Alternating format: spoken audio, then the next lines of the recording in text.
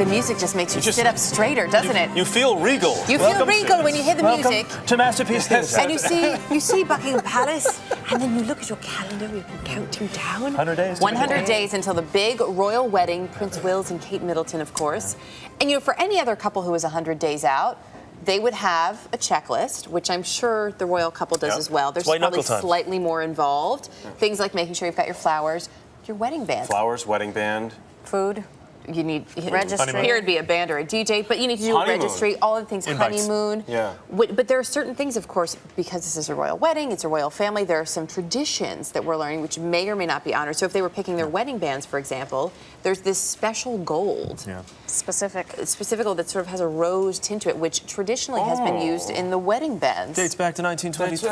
When? As a matter of fact. Yes, Welsh. Bloody good jewel. So there's some talk about whether or not their bands will incorporate this special Welsh gold.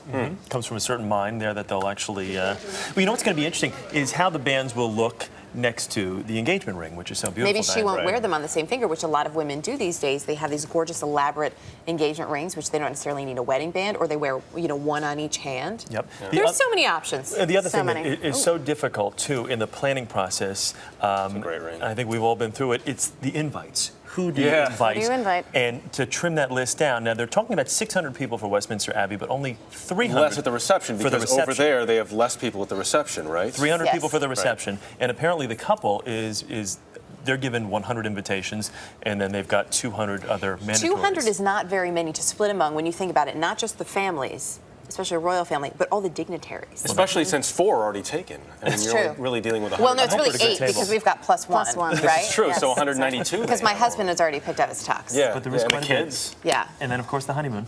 Where to go for the Yeah, honeymoon? where do you go? Africa. That's where they're going to go, maybe. You're right.